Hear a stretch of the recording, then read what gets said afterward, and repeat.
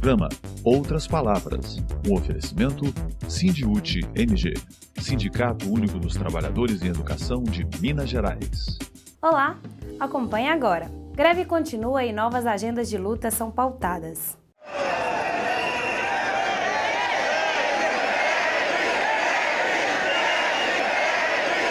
Educadores e educadoras de Minas Gerais se preparam para novos desafios. Em regime de votação, primeira votação, proposta 1 de continuidade da greve, proposta 2 de suspensão da greve. Lugar da mulher é onde ela quiser. De Brasília, as notícias da CNTE.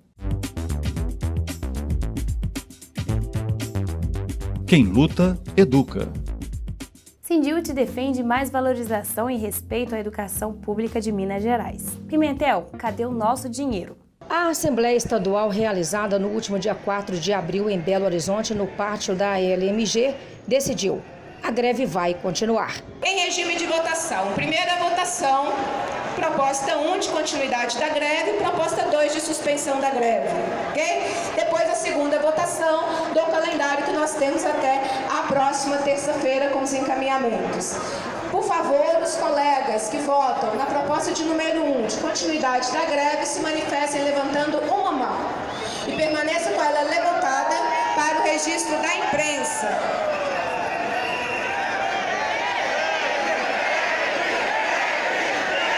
Os trabalhadores e as trabalhadoras em educação continuam cobrando do governador Fernando Pimentel o pagamento do piso salarial. Também querem o fim do parcelamento dos salários, o pagamento do 13º, um IPSENG de qualidade, a retomada de nomeações por concursos públicos. Pela manhã, os trabalhadores e trabalhadoras em educação fecharam a BR-381 em Igarapé, num ato de solidariedade aos profissionais da educação que foram feridos pela Polícia Militar no último dia 28 de março. Os educadores e educadoras quiseram dizer nesse ato de solidariedade que quando se mexe com um, mexe com todos.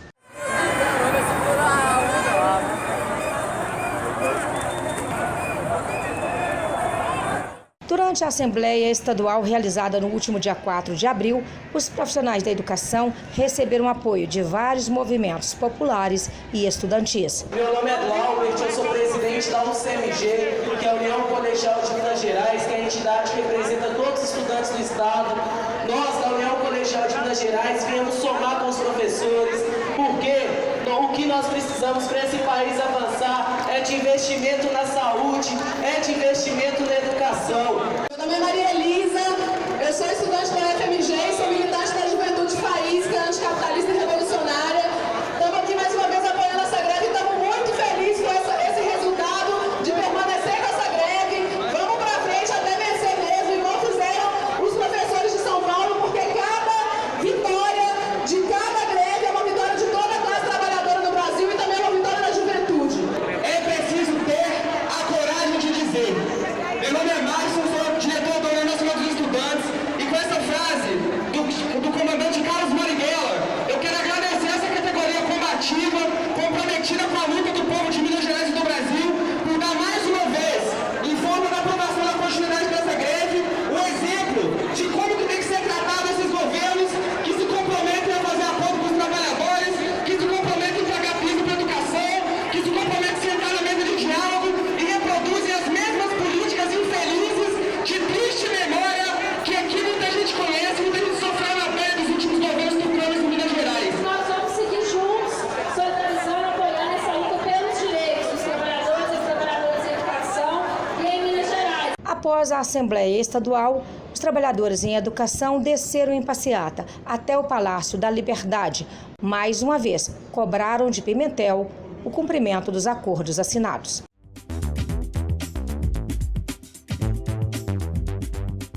Choque de realidade.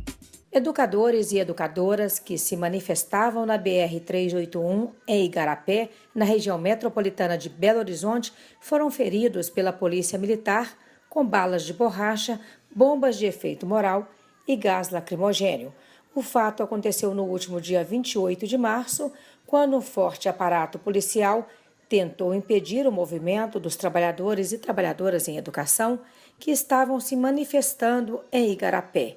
Os profissionais em educação estão em greve desde o dia 8 de março e cobram do governador Fernando Pimentel o pagamento do piso salarial, do 13º salário, o cumprimento dos acordos assinados e o fim do parcelamento dos salários. Também querem o IPSENG de qualidade e nomeações de concursos públicos. Os manifestantes foram atacados pela Polícia Militar, que agiu impiedosamente, ferindo professores e professoras, a maioria mulheres e pessoas idosas. Em todas as regiões do estado, pontos, movimentos, pontos, trancamentos de vias estão acontecendo. São os trabalhadores em educação da rede estadual de ensino. E essa é a polícia do estado de Minas Gerais. É a polícia que também está com salário parcelado. Aqui não tem bandido não. Não deixa bater na companheira não. Tá filmando. Tá filmando. Não faz isso não. Não vai bater em mulher não. Volta, gente, volta. Volta.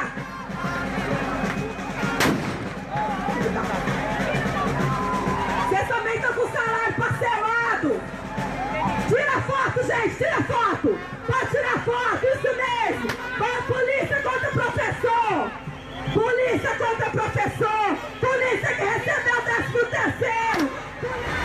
Que isso, gente? Gente! Não põe a mão na professora! Não, sai daí!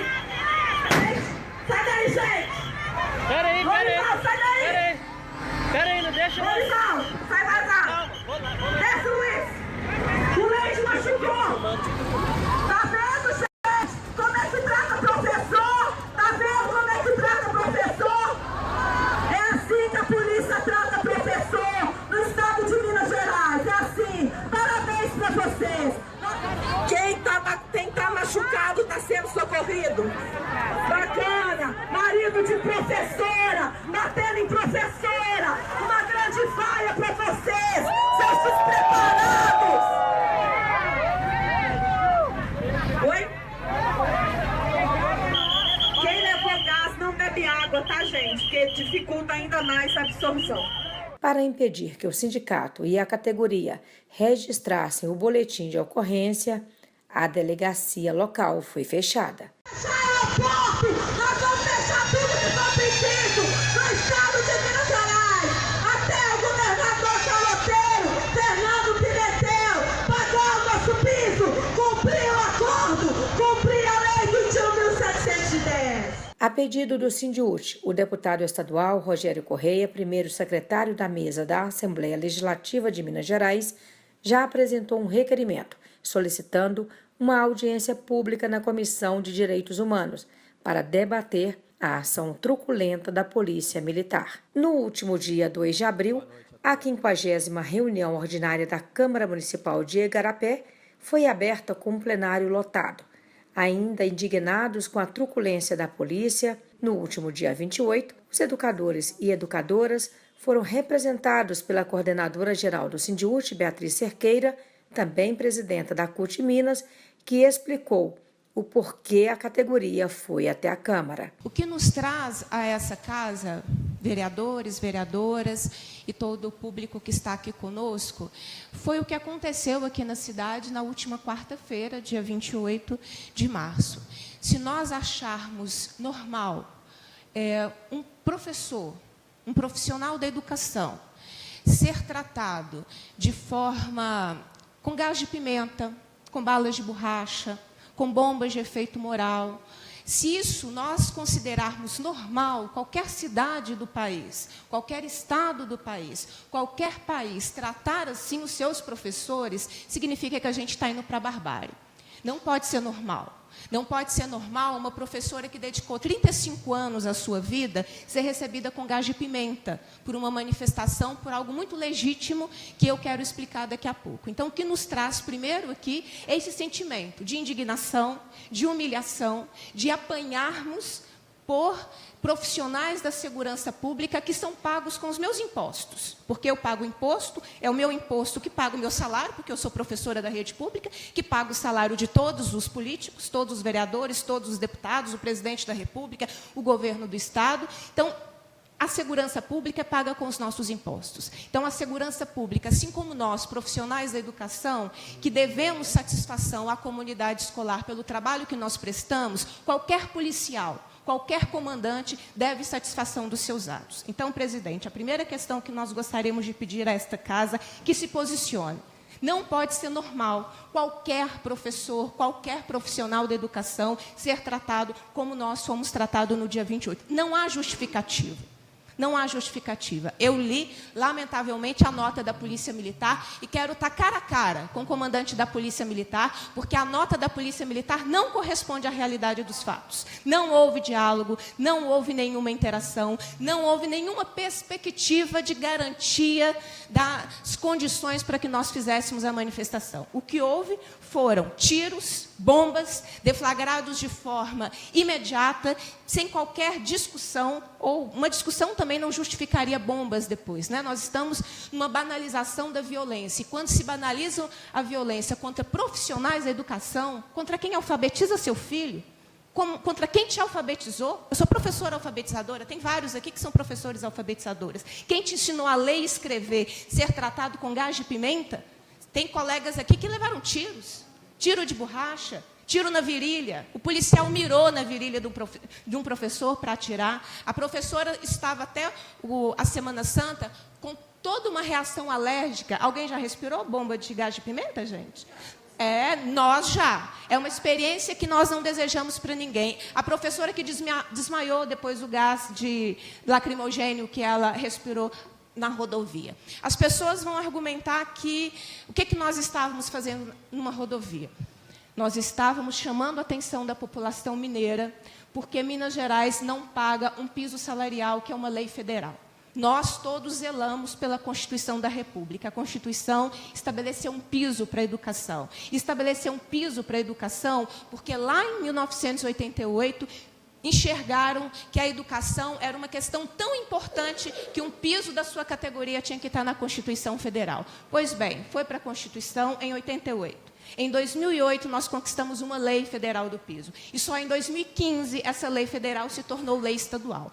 Agora não pode vir o senhor governador Fernando Pimentel dizer que não pode cumprir uma lei estadual e não pagar o mínimo, que é um piso salarial profissional nacional. Nós estamos falando de um vencimento básico de R$ 2.455. Metade de um auxílio moradia de um deputado, metade de um auxílio moradia de um desembargador, de um juiz. Nós estamos falando que um professor, uma professora, está lutando por um vencimento básico inferior ao auxílio moradia de juízes, desembargadores e outros que utilizam privilégios. Da reunião em que estiveram presentes todos os vereadores, foi tirado um ofício que será encaminhado ao governador Fernando Pimentel. Excelentíssimo senhor governador, nós, vereadores de Igarapé abaixo assinados, tendo em vista os fatos ocorridos em nosso município no dia 28 de março de 2018, envolvendo profissionais de educação e a Polícia Militar, manifestamos o nosso apoio aos itens reivindicados pela categoria, sobretudo no que diz respeito ao pagamento do piso nacional de educação e pleno cumprimento dos acordos assinados com a educação em 2015. Ainda solicitamos que sejam apurados os excessos praticados com outros profissionais de educação, como o uso de spray de pimenta, balas de borracha, etc. Exigimos, excelentíssimo senhor governador, mais respeito à educação e que Vossa Excelência cumpra os compromissos assumidos na 7ª Conferência Estadual de Educação, em 31 de agosto de 2014, e na Lei Estadual 21.710 de 2015. A Câmara Municipal de Igarapé deve realizar também uma audiência pública para discutir amplamente a ação covarde da Polícia Militar.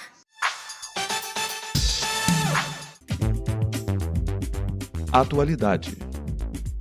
Dados do DIEESE mostram a realidade dramática das escolas públicas em Minas Gerais. Um estudo realizado pelo DIEESE, subseção Sindiúti, revela que o governo do estado não está investindo atualmente os 25% constitucionais na educação. O economista Diego Rossi, que é técnico do DIEESE na subseção do Sindiúti, traz esses dados para a gente. Quanto de fato está sendo investido?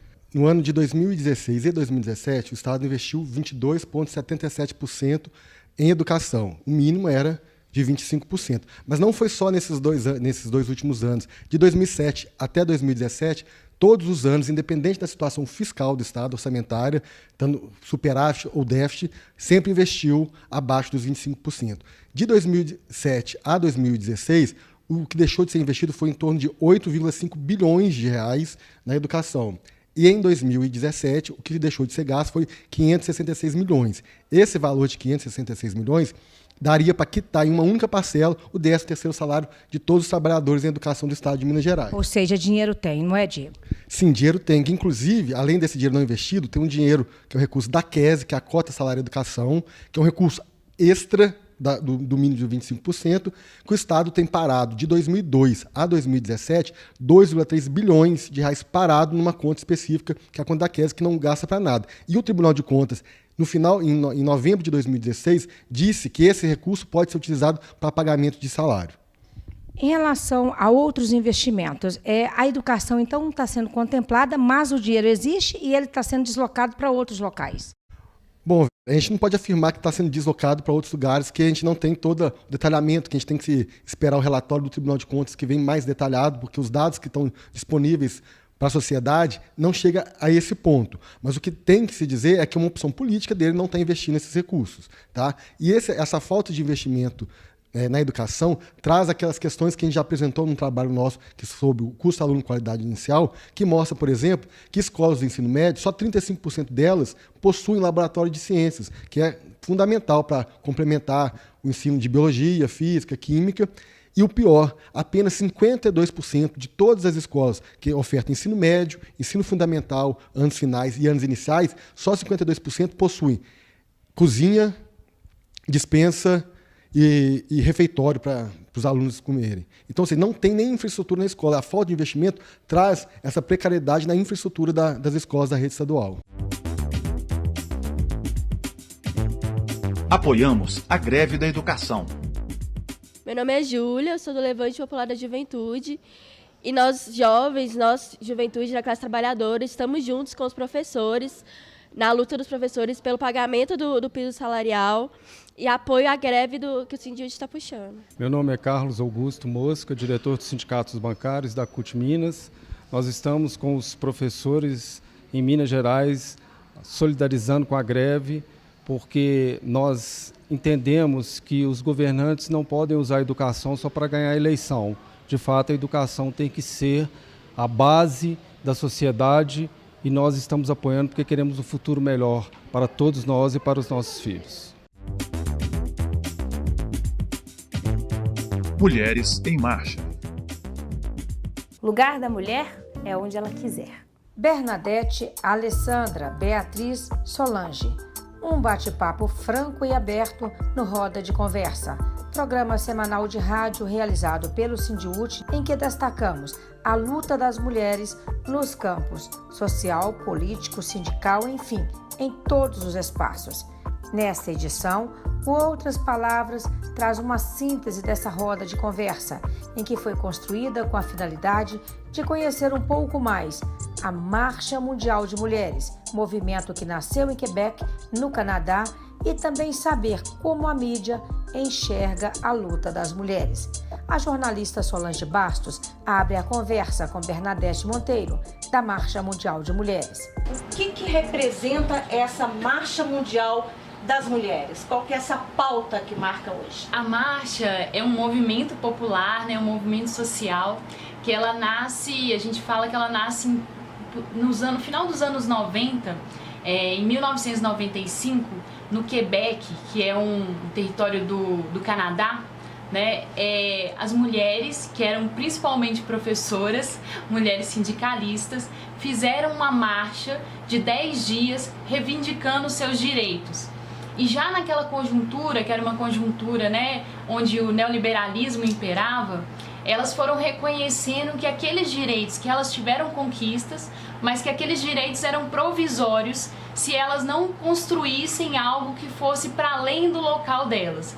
Então se impulsionou uma ampla mobilização de mulheres, de organização de mulheres no mundo inteiro, no sentido de ir forjando essa articulação internacional que pudesse confrontar, né, mundialmente esse sistema capitalista, patriarcal, né, para que as conquistas das mulheres pudessem ser conquistas não provisórias, mas definitivas nas suas vidas, né? E inicia então esse processo que em 2000 a gente inicia como uma grande campanha, né? E a partir disso nós fomos avaliando que era preciso mais do que uma campanha, era algo que se tornasse permanente. Então, em 2005, se toma a decisão, com esse processo maior de articulação, de se tornar um movimento permanente, né, que a gente articulou em 4 eixos, né, que é o eixo dos bens comuns, da luta contra a violência às mulheres, da luta pelo trabalho das mulheres e da luta por paz e desmilitarização. Então são 4, a gente chama de 4 campos de ação que nos articulam no mundo inteiro. E será que a mídia enxerga a mulher com um olhar feminino? Beatriz Cerqueira interroga a presidenta do Sindicato dos Jornalistas de Minas Gerais, Alessandra Mello, sobre este assunto. Como é que a mídia comercial retrata a mulher? O que você já viu aí de experiência? O mundo é machista e a mídia comercial reflete o mundo e o pensamento majoritário de todo mundo, que é um pensamento machista. A gente vê claramente, por exemplo, durante a eleição, a tentativa de reeleição da Dilma, quando ela se reelegeu numa disputa no segundo turno contra o Aécio Neves, uma cobertura extremamente misógina contra a presidenta. Extremamente, que é uma característica dos meios de comunicação, no geral. Entendeu? A gente vê as notícias que envolvem assassinato, violência contra a mulher, a palavra feminicídio não aparece. Entendeu? Muitas vezes aparece crime passional. Não é crime passional, é assassinato, é violência contra a mulher, é coisa que tem que ser debatida, discutida. Infelizmente, ela não foge ao padrão do comportamento geral dos homens, desse comportamento machista. Então, cabe a nós, mulheres, inclusive leitoras, apontar esses erros, discutir essa questão, levantar esse debate, porque hoje uma ferramenta muito importante para se contrapor somos nós, nas redes sociais, nos portais, nos comentários, nas suas páginas pessoais, no dia a dia, levar isso adiante para a gente ir cada dia mais. Mas é uma batalha diária, é um reflexo do machismo institucionalizado, naturalizado que a gente enfrenta todo dia. Muitas vezes as mulheres não conseguem identificar todas as violências que sofrem, porque também a gente acha que a violência é só quando, só já é muita coisa, né? É quando o olho fica roxo, é quando tem alguma consequência física, e não é verdade, né? Existem uma série de violências que são praticadas no âmbito privado, que é de privação do direito de ir e vir, que é de privação da autonomia sobre o seu salário, que é de restrição à mulher pela própria família.